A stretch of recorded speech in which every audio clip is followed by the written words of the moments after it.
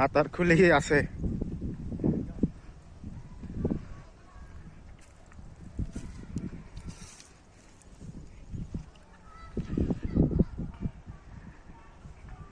আমাদের গরিবের ছোট মোটো প্রজেক্ট, ইউটিউব দেখে আমরা শিখছি। এটা আমার পরিকল্পনাটা ইউটিউব দেখে শুরু করছি।